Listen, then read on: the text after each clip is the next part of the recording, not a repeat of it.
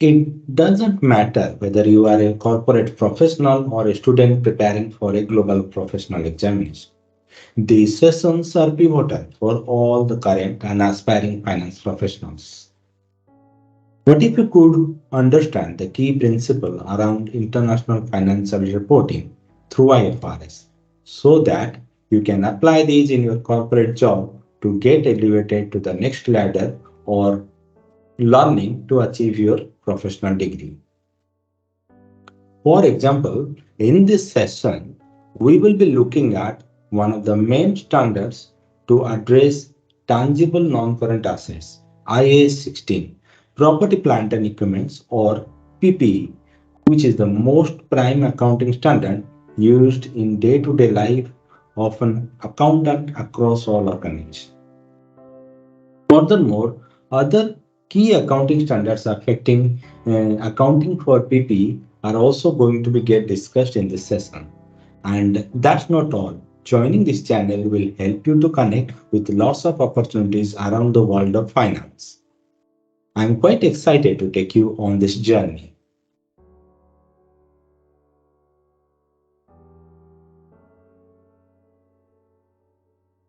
Now, let's check what are the key topics related to non-current asset accounting that are going to be get discussed here.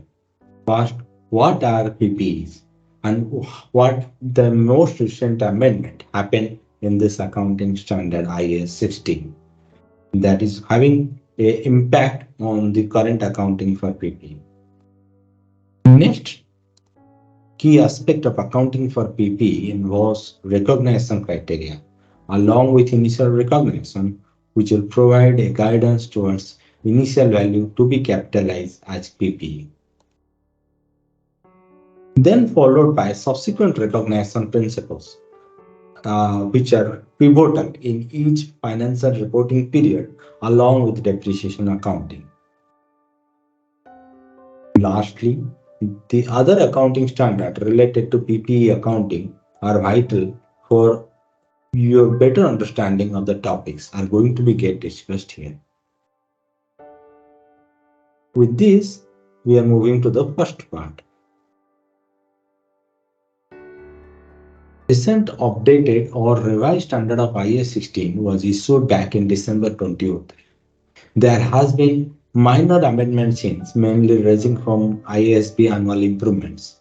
The most recent and currently important amendment was made in May 2020, which prohibit a company from deducting from the cost of the PPE amounts received from selling units, that is, samples produced while the company is preparing the asset for its intended use. Instead, a company will recognize such sale proceeds and related cost in profit or loss during the period. For example, if a steel company like Nippon Steel at the capex stage of their bar mill is deriving any sale proceeds of trial run sample products, then such sale proceeds along with related cost will be recognized in profit or loss instead of getting netted out in the capitalized value of PPE.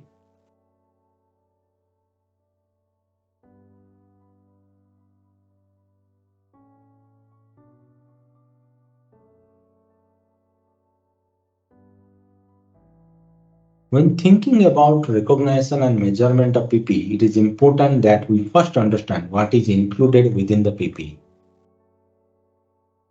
IAS 16 defines PPE as tangible items, that is, items with physical substance that are held for use in the production or supply of goods and services, or for rental to others, or for administrative purposes, and expected to be used during more than one accounting period. Hence, PPE includes obvious assets such as land, buildings, plant, machinery, equipment, furniture, fixtures, fittings, office appliances, and computer hardware, etc. Here, note that assets under construction meeting the definitions above are also included here. A little bit of twist here in the definition of PPE. If you read it standalone, you may observe that it includes asset held for rental to others. However, The key point to note here is that if land or building held for rental, then IAS 40 investment property shall apply instead of IAS 16. Please bear this in mind that asset held for rental to others for PPE mostly will include vehicles or equipment, etc.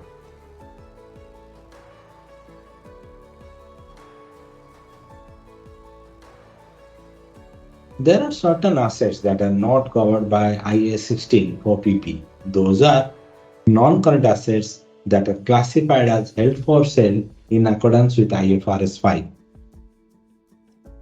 Mineral rights and mineral reserves such as oil, natural gases, similar non-generative resources are not PPE.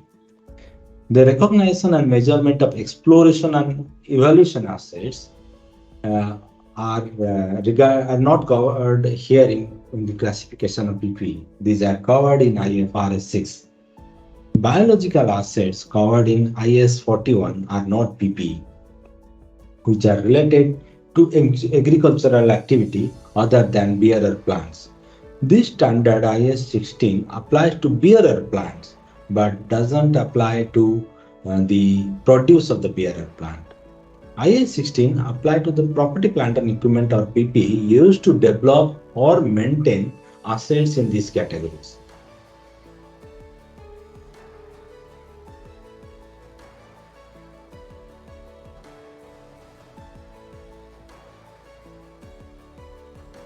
After meeting the definition for an item of PPE to be recognized, that is, capitalized in the statement of financial position, it must meet the recognition criteria for assets from conceptual framework, which states that an asset may only be recognized when it is probable that future economic benefit will flow to the entity and its cost or value can be measured reliably. This seems pretty straightforward, isn't it? For an example, a company purchasing new factory premises, the factory will be involved in the production of goods, which will produce economic benefit, and the cost will be reliably measured by reference to the price paid. It's a little more complex when we think of issues such as subsequent expenditure on our item of PPE. For example, do the cost of repairs meet the criteria for future economic benefit? That is something we can discuss later on.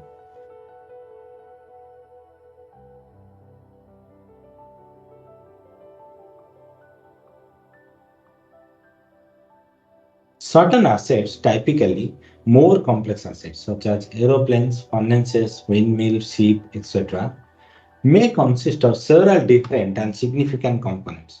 For example, an aeroplane is a complex piece of machinery that consists of, among other things, engines, an airframe, an inside flight entertainment system, and interior furnishings, etc. Under IAS 16, the initial cost of this significant and differing component should be capitalized separately and depreciated over the individual useful life as if it were an individual asset itself. When a component is replaced, the old component is written off and the cost of new component capitalized and depreciated over their useful life.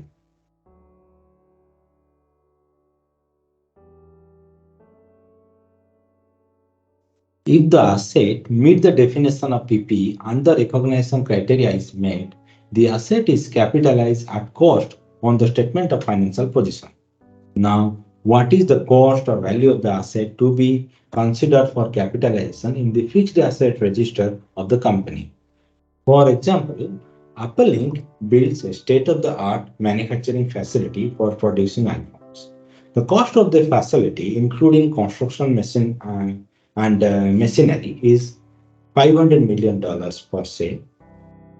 Since the cost is reliably measurable and facility is expected to generate future economic benefit, that is revenue, through iPhone sale, Apple recognizes the cost as an asset in its balance sheet.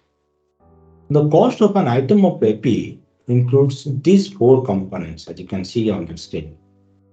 The most primary element is the Purchase cost, which includes purchase price, import duties, and other non-recoverable taxes, need to be added to it.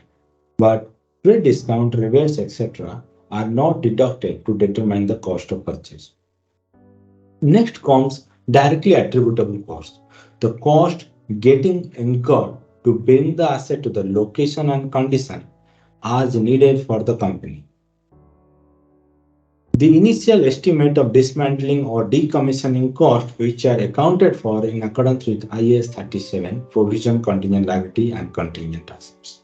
Lastly, borrowing cost incurred need to be considered under IAS 23.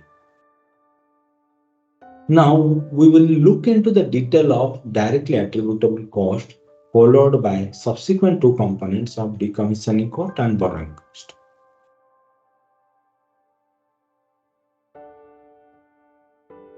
The directly attributable cost forms significant part of the cost for many property, plant, and equipment, mostly getting constructed through a turnkey project. These are those costs that are necessary to bring the asset to a location and condition where it is capable of operating in the manner intended by management. It includes employee cost, which will include, for example, wages and salary of the employees involved in the construction of an asset, cost of site preparation, as for example, leveling of a factory floor before installing a new piece of machinery, initial handling and delivery, installation and assembly cost, external professional fees, as for example, solicitor fees, cost of testing whether the asset is working properly. But there is a twist here. Let's discuss that in the exclusion list below. The recent amendment to IAS 16 prohibits reporting entity from deducting the amount received from selling items produced while preparing the asset for its intended use. Instead, a company will recognize such sale proceeds and related cost in profit or loss. Therefore, during the trial run period, any sale proceeds of finished goods along with their cost will be kept out from the computation of value of PPE and will be recognized in P&L. For example, if a steel company at the capex stage of their steel plant is deriving any sale proceeds from trial run sample products, then such sale proceeds along with related cost will be recognized in profit or loss instead of getting netted out in the capitalized value of PPE.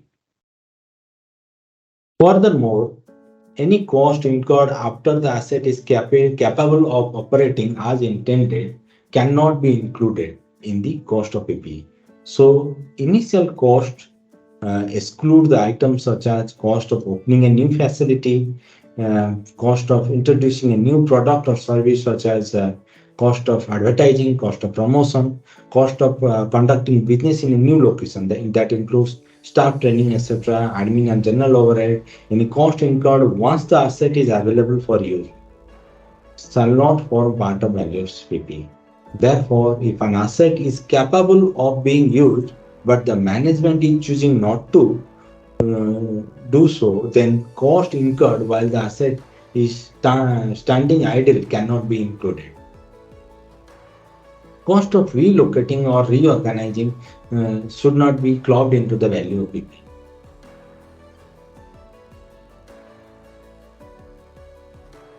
In certain industries, companies will have an obligation to dismantle or decommission an asset at the end of its useful life. This is quite common in oil and gas industry, mining industry, electricity industries, etc., when PPE needs to be restored due to environmental damage. The existence of a present obligation requires the company to recognize a liability for such cost in accordance with IAS 37. The cost is included as a part of initial cost of PPE at its present value. Let's take an example here. A mining company has commenced its operation in a limestone quarry. There is a present legal obligation to decommission the quarry at the end of useful life, say 20 years life, in accordance with local legislative requirement. The decommissioning costs are estimated to be $150 million. How much cost to be included in the initial measurement of PPE?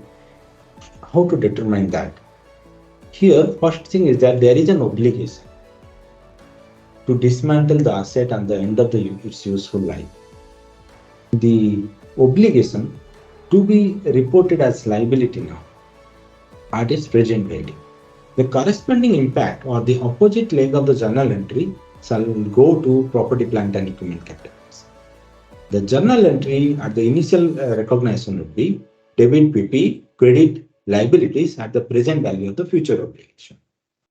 Subsequent period, in the next accounting period, the unwinding of discounted provision each year will go to profit or loss.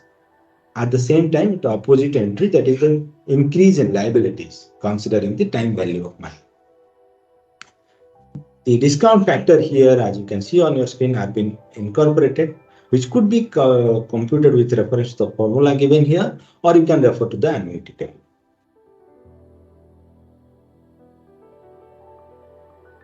Companies often take out loan to fund the construction or purchase of major items of PPE.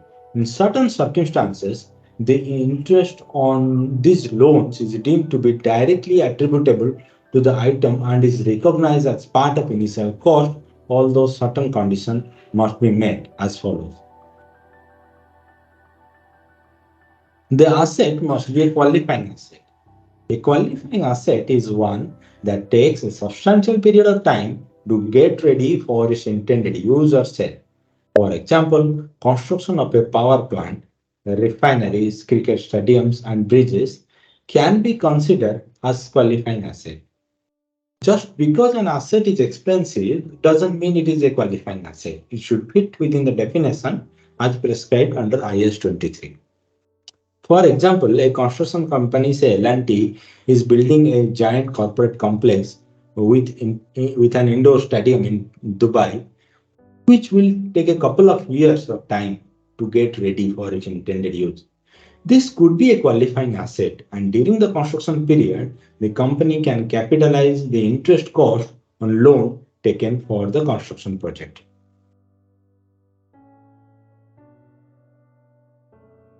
Capitalization of interest cost starts when expenditure on asset commences, borrowing costs are getting incurred, and activities are underway to prepare the asset for its intended use. Capitalization must be suspended when development is interrupted for any period due to, say, bad weather, etc.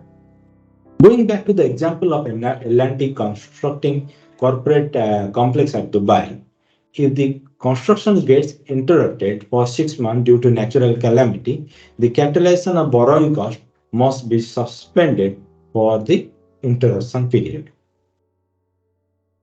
Capitalization ceases when the asset is substantially complete. Any borrowing costs that are eligible to be that are not eligible to be capitalized are expensed to profit or loss. So the borrowing costs which are not falling under the definition of IAS 23 capitalization criteria need to be get charged to revenue or profit or loss for the period.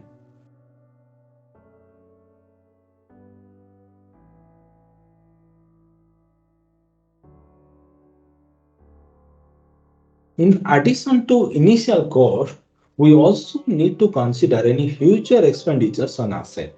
Essentially, future expenditures can only be capitalized if they improve the asset or according to IAS 16, they enhance the economic benefit of the asset. For example, the cost of creating a new floor in an educational department in Oxford University to accommodate a new field of study in artificial intelligence would enhance the benefit of existing infrastructure of PPE and can be capitalized. However, the cost of day-to-day services such as cleaning, general repairs, and maintenance would be expensed to profit or loss. Subsequent expenditure may also include cost to replace the asset or replace the separate component of asset and the cost of major overhauls or safety inspections.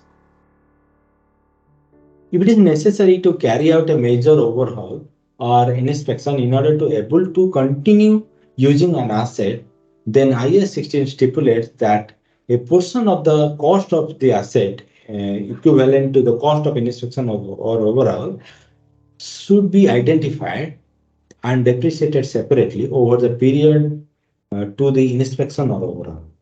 That's one of the very important aspect here, because this kind of cost carries a significant value, and this also introduce a concept of adding value to the overall property, plant and equipment, and continuing the benefit what the company is expecting on that asset.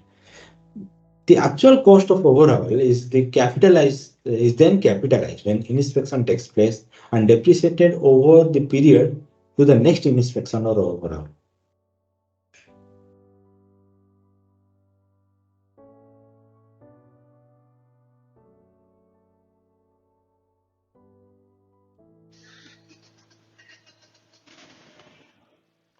Once an item of PPE has been recognized on the statement of financial position, companies have a choice as to whether to hold the asset at cost or to revalue to fair value.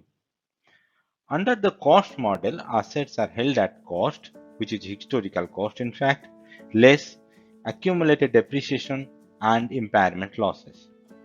Under the revaluation model, assets are held at fair value, less accumulated depreciation and impairment losses. Revaluations should be updated regularly in order to remain relevant. IAS 16 requires that revaluations are performed with sufficient regularity so that carrying amount doesn't significantly differ from fair value at the reporting date.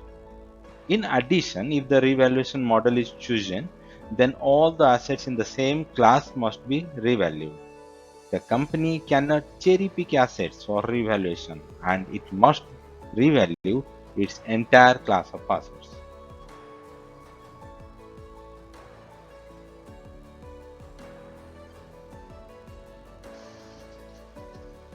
If revaluation model is followed by the company, then we have to first ask the question, is it a first time revaluation or initial revaluation of the property, plant and equipment, or subsequent revaluation where the revaluation has been done earlier? If the PPE getting revalued for the first time or it is an initial revaluation, any gain in value is credited to other comprehensive income or OCI, which is accumulated in equity under revaluation reserve. For an initial revaluation resulting in decline in value of PPE, that is loss on revaluation of PPE, then the deficit is taken to the profit or loss for the period. For subsequent revaluations where the property, plant or equipment has been revalued earlier, any gain in the value is credited to OCI unless it reverses a previous deficit taken to P&L, in which case that portion will be credited to P&L. In other words, current revaluation gain of PPE shall first adjusted and recognized in P&L to the extent of earlier reported losses, and the balance portion of current revaluation gain will be recognized in OCI. Moving to the right hand side, any decrease in value is charged first to OCI, reducing any previous revaluation reserves relating to that asset. Any remainder will be debited to P&L. In other words, current revaluation losses shall first adjusted and recognized in OCI to the extent of earlier revaluation gain, and the balance portion of current revaluation losses shall be recognized in P&L. Now take example of some real life world.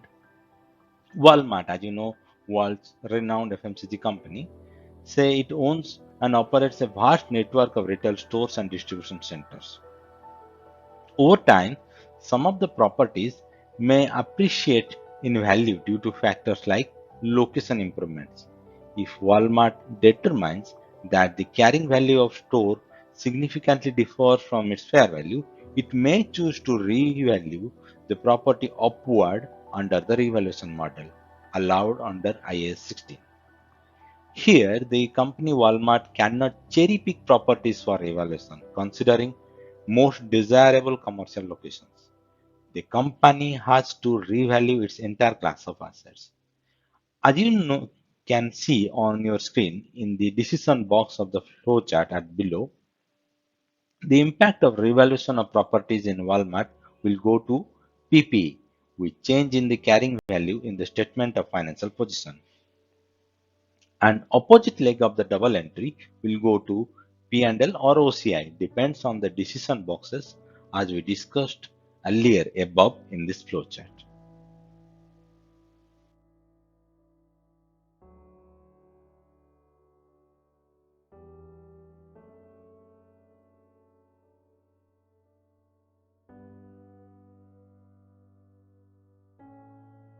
Depreciation is charged in order to reflect um, operating profit, the cost of use of PPE during the accounting period. There are also other logics and justification to our depreciation accounting, but to make our discussion a bit simple, let's put in this way that we are taking depreciation to reflect our profit appropriately and reflect the carrying value of PPE properly as well.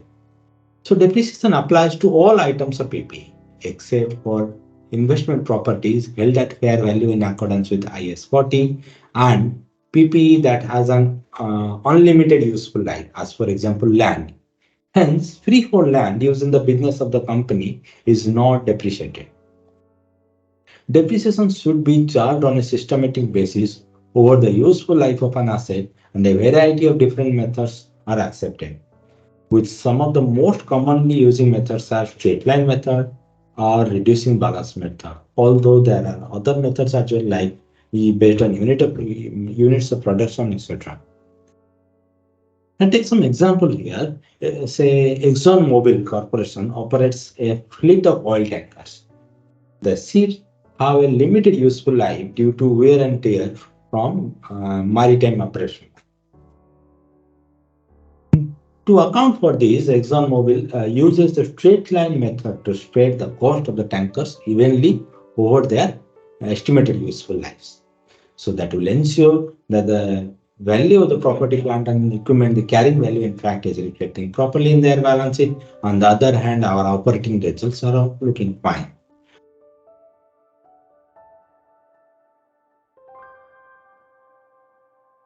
Depreciation is debited to profit and loss unless it is included in the carrying value of another asset. For example, Pfizer, world's top pharmaceutical company, using a specialized piece of equipment for a development project that meets criteria set out in IAS 38 intangible assets. Then the company will recognize depreciation of its specialized equipment as a part of the development cost of intangible asset. In other words, company will capitalize depreciation as a part of the development cost itself. As we saw earlier, significant components are treated separately for the purpose of depreciation.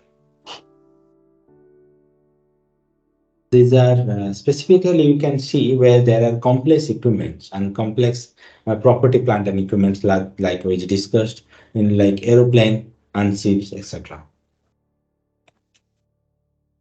Residual values, useful life, and depreciation methods should be reviewed at least each financial year end.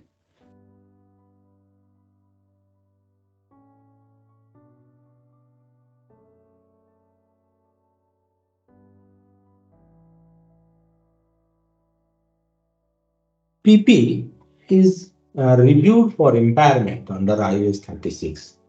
If there are indicators that carrying value may not be recoverable, in other words, carrying value is higher than the recoverable value, triggers impairment in the books of accounts, whereby we charge impairment loss in profit and loss by reducing the carrying value of PPE.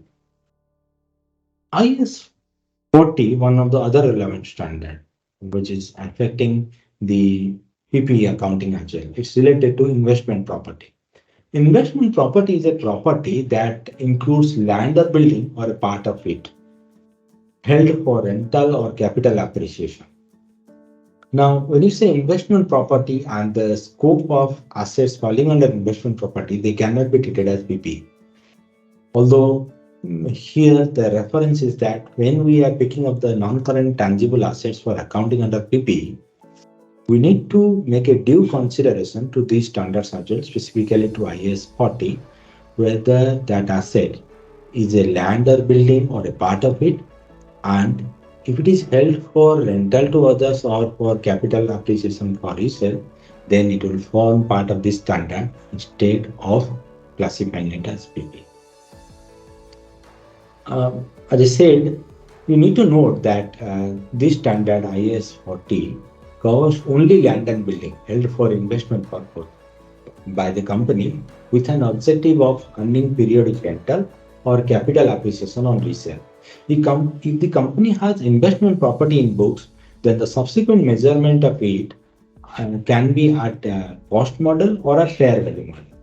If it is measured using fair value model, then it is not depreciated.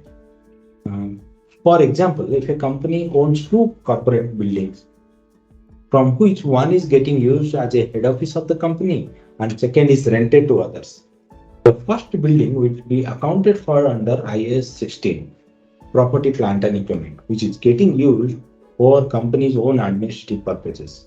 Whereas second building will be accounted for under IAS 40, investment property, which is rented to others. The revaluation of property, plant and equipment or PPE varies from the fair value measurement of investment property, because investment property valued through fair value measurement method are not depreciated in the books. Now, what is the last standard which could affect PPE accounting? Here it is, IAS 20 government grants. If the government grants used to buy depreciating property, plant and equipment, the PPE accounting would have an impact of it. The government grant must be spread over the same useful life and the same depreciation method should be followed. Presence of government grant for PPE of the company will affect accounting of it, for which a reference to IAS 20 is required.